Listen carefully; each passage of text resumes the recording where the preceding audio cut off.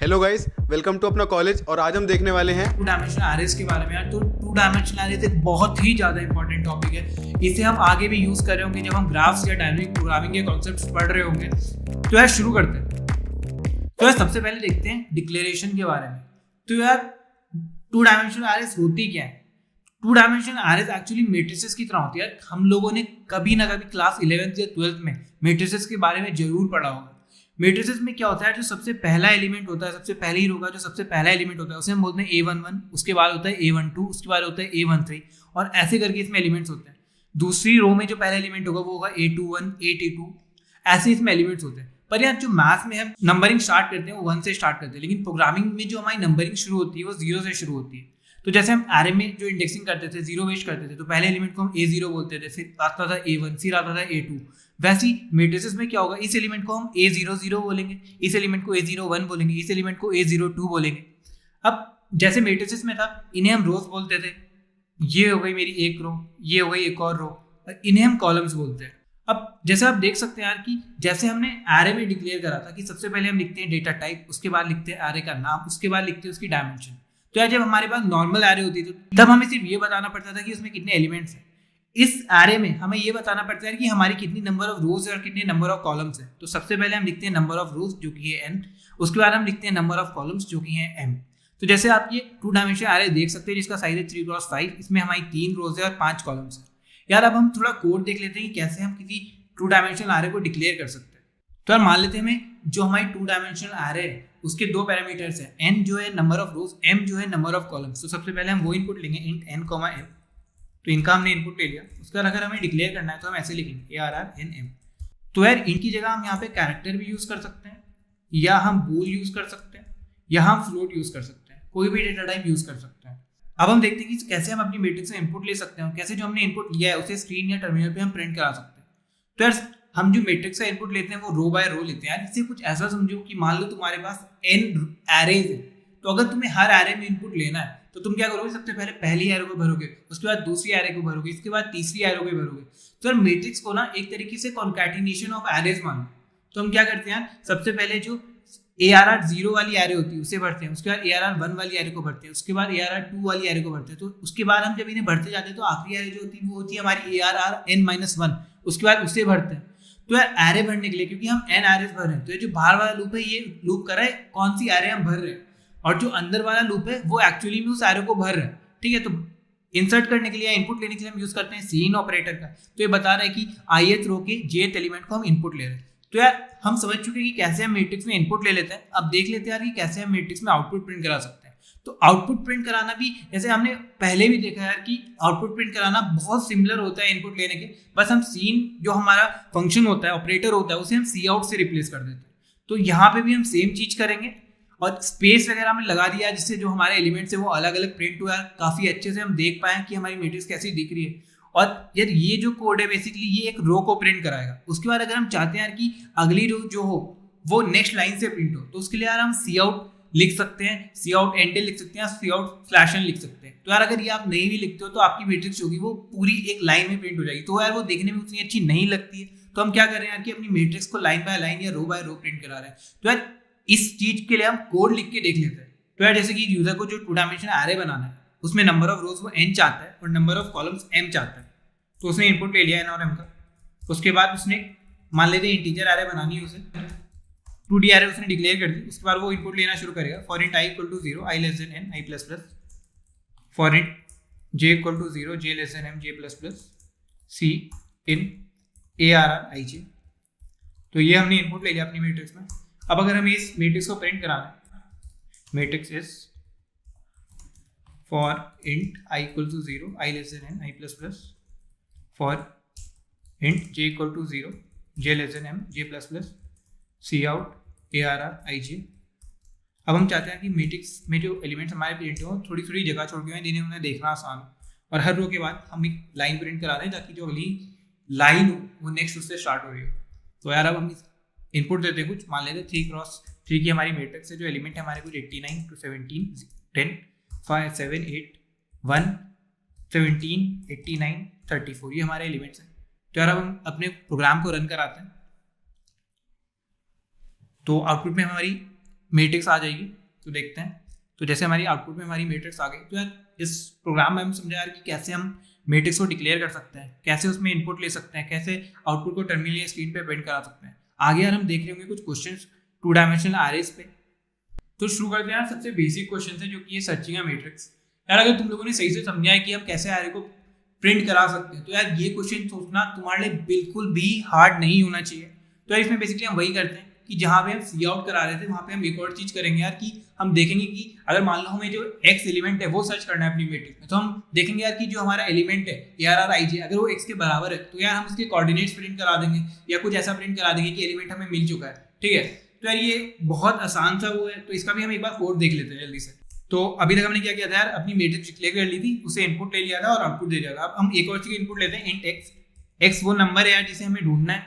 अब हम वही सेम चीज करते हैं, ट्रेवर्स करते हैं अपनी मैट्रिक्स को। For int i equal to 0 i less than i plus plus, for int j equal to 0 j less than j plus plus, if ARR of ij equal to x C out element is found slash n। यार हम एक variable ले लेते हैं flag, जो बताएगा कि हमारी मैट्रिक्स में ये x एलिमेंट जो है वो है कि नहीं। तो इसे इनिशियली फॉल्स मार्क कर देते हैं।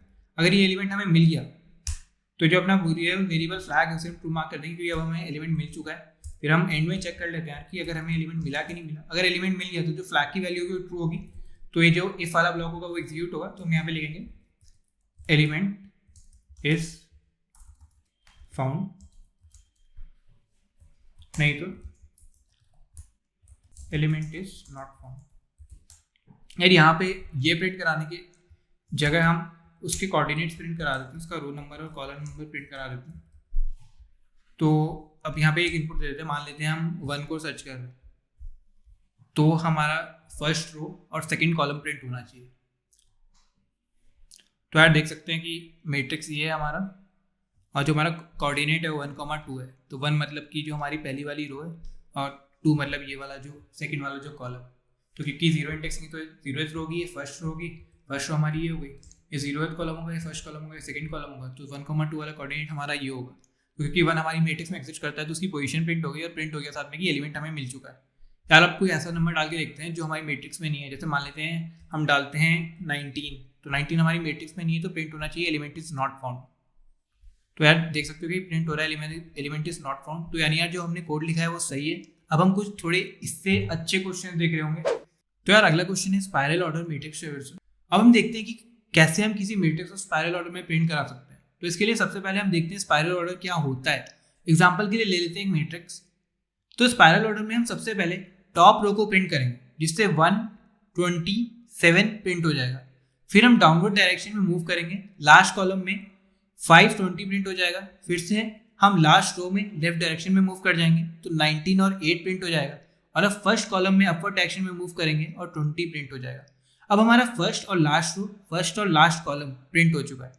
अब जो सब मैट्रिक्स बची हुई है उसमें सेम ऑर्डर में ट्रेवर्स करेंगे, तो इस ट्रेवर्सल को हम स्पाइरल ऑर्डर ट्रेवर्सल कहते हैं। तो चलो अब इस लॉजिक को प्रोग्रामिंग की लैंग्वेज में समझने की कोशिश करते हैं। सपोज हमारे पास जो मैट्रिक्स है वो n×m साइज की है। तो अगर हम नोटिस करें तो हम इसे प्रिंट कराने के लिए 4 वेरिएबल्स की हमें जरूरत होगी। पहला जो वेरिएबल होगा वो बताएगा कि हमारी रो जो स्टार्ट कहाँ पे हो रही है, तो उस वेरिएबल का हम नाम देते हैं रो स्टार्ट। इनिशियली इसे 0 से इनिशियलाइज करेंगे। दूसरा वेरिएबल रो एंड कहाँ पे हो रही है ये बताएगा, मान लेते हैं वो वेरिएबल रो एंड है, जो कि इनिशियल कंडीशन में n-1 होगा। तीसरा वेरिएबल कॉलम स्टार्ट कहाँ से हो रहा है वो बताएगा, मान लेते हैं वो वेरिएबल कॉलम स्टार्ट है, जो कि इनिशियल कंडीशन में 0 होगा। चौथा वेरिएबल ये बताएगा कि कॉलम एंड कहाँ पे हो रहा है, मान लेते हैं वो वेरिएबल कॉलम एंड है, जो कि इनिशियल कंडीशन में m-1 होगा। अब हमारे पास 4 टाइप ऑफ ट्रेवर्सल होंगे जो हम इस ऑर्डर में करेंगे।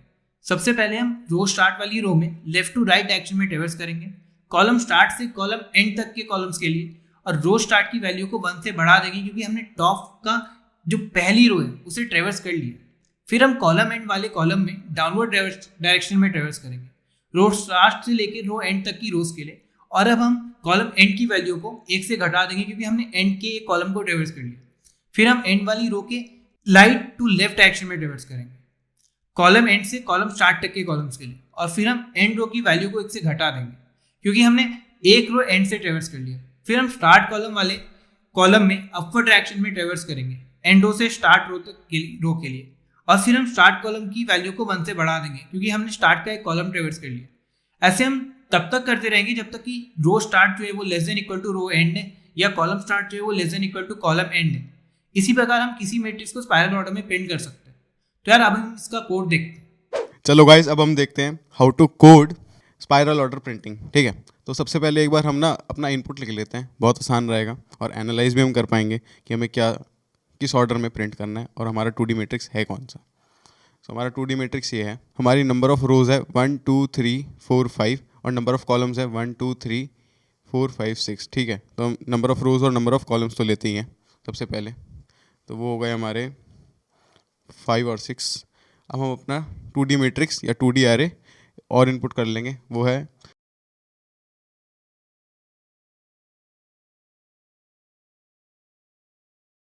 ठीक है, ये हमने इनपुट ले लिया है।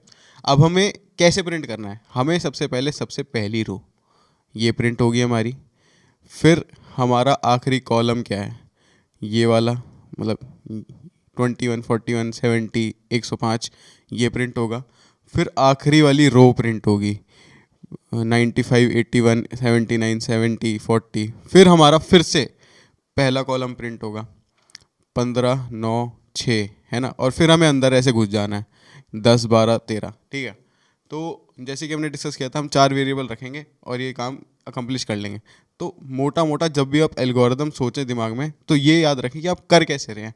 कोड तो हम आसानी से लिख ही लेते हैं, उसमें हम क्या कर रहे हैं, 4 चीज़ें कर रहे हैं। सबसे पहले हम पहली रो उठा रहे हैं, फिर हम आखिरी कॉलम उठा रहे हैं, फिर हम आखिरी रो उठा रहे हैं, फिर पहला कॉलम उठा रहे हैं। ठीक है, इसी आइडिया पे हम कोड करते हैं। सबसे पहले इनपुट लेते हैं एन और M, int N M cin N M, फिर हम 2D एरे बना लेंगे एक, int A N M, input ले लेंगे अब हम इसको। So for int I equals to 0, I less than N, I plus plus, क्योंकि ये 0 से इंडेक्सिंग है तो आई इक्वल्स टू 0 से स्टार्ट कर रहे हैं, n-1 तक जाएंगे। 0 से n-1 कितनी रोज हो जाएंगी, n रोज हो जाएंगी, है ना। ऐसे हम इसके अंदर अब नेस्टेड लूप लगा रहे हैं कॉलम्स के लिए। For int j equals to 0, j less than कितना, मेरे m कॉलम्स है, j less than m, j plus plus, और फिर हम क्या कर लेंगे सीन ए आई जे। और जब हमारी सिंगल स्टेटमेंट होती है तो फॉर के नीचे अगर हम सिंगल मतलब ब्रेसेस लगाएं, कर्ली ब्रेसेस लगाएं या ना लगाएं, हमारी एक ही बात होती है। ठीक है, तो अब हम आगे बढ़ते हैं। अब हमने इनपुट ले लिया है, ठीक है, अब हमें क्या करना है, स्पाइरल ऑर्डर प्रिंट का लॉजिक लिखना है, स्पाइरल ऑर्डर प्रिंट। उसके लिए हमने क्या डिस्कस किया था, हम 4 वेरिएबल रखेंगे, row start, row end, column start, column end. ठीक है, और इनकी इनिशियलाइजेशन भी हमने देख ली थी क्या होगी, देखते हैं क्या होगा।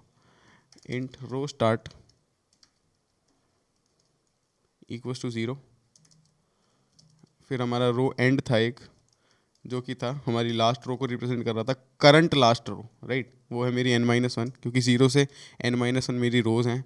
ऐसे ही मेरा कॉलम स्टार्ट होगा, कॉलम स्टार्ट वो होगा 0 से, और कॉलम एंड होगा मेरा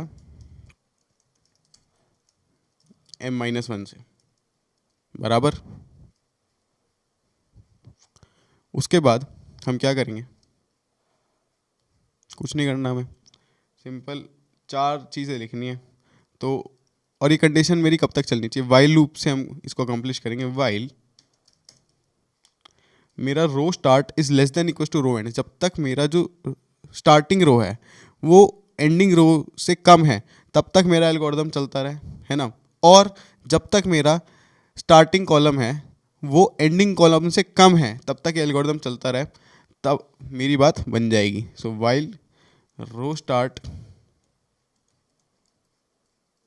is less than equals to row end and column start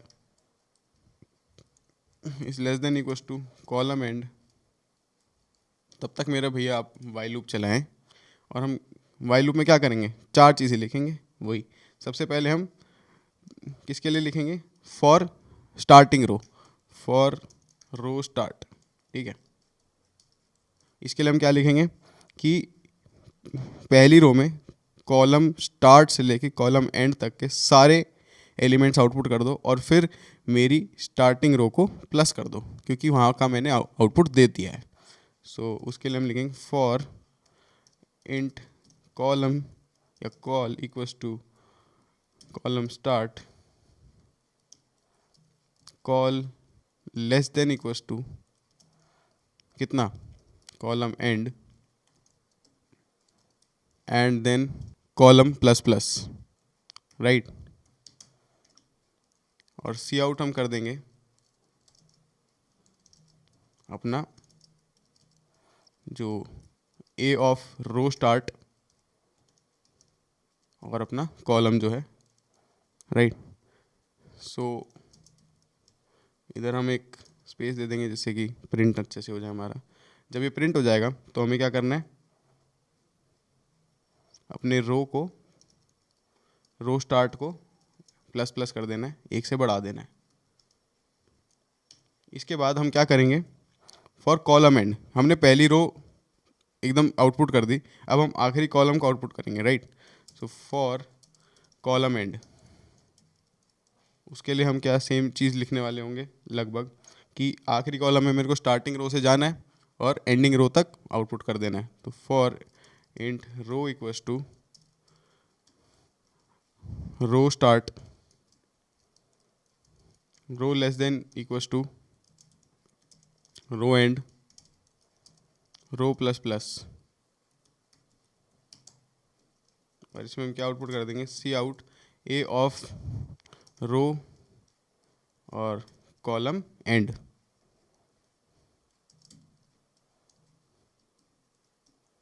और इसमें हम फिर लास्ट में column and minus minus, right. अब हमने आखिरी कॉलम प्रिंट कर दिया है, तो अब हम आखिरी रो पे आ जाएंगे जो हमें प्रिंट करनी है। तो उसमें हम कॉलम एंड से स्टार्ट करेंगे और कॉलम स्टार्ट तक जाएंगे। तो for int column is equals to column end, column greater than equals to, क्योंकि अब हम उल्टा जा रहे हैं तो इस greater than equals to column start, col minus minus, ठीक है। और हमें क्या आउटपुट करना है, सी आउट। और ये हम किसके लिए कर रहे हैं, ऊपर थोड़े कमेंट्स डाल देते हैं जिससे कि अंडरस्टैंड हम अच्छे से कर पाएँ।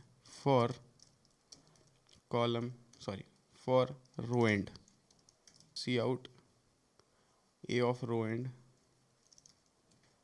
Comma col. लास्ट में हम क्या कर देंगे, रो एंड माइनस माइनस, क्योंकि आखिरी रो का काम हो चुका है तो अब हम उसको अपडेट कर देंगे कि भाई चलो ऊपर चलो आप।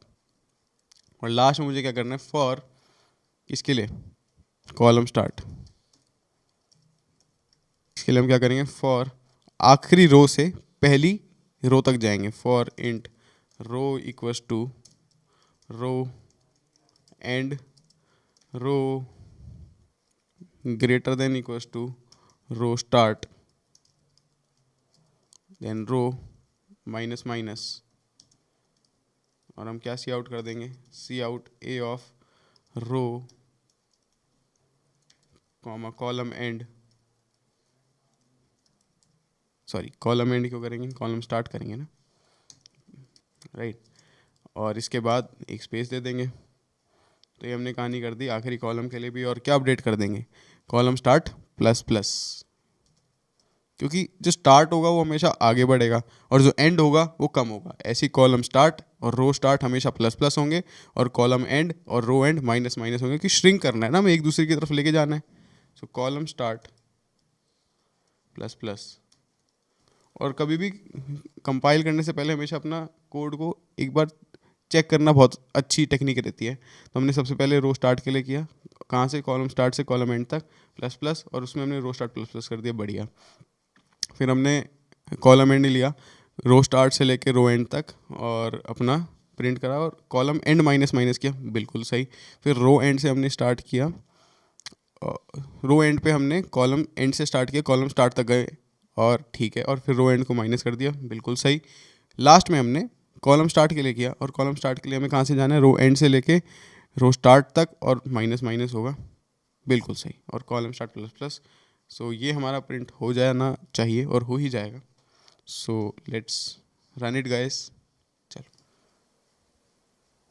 सो जैसे कि हम देख सकते हैं हमारा स्पाइरल ऑर्डर प्रिंट हो रहा है, तो वो क्या आ रहा है 1 5 7 9 10, 1 5 7 9 10 11, फिर हम नीचे उसको घूम गए 21 41 70 105, 21 41 70 105, फिर 95 81 79, सो 95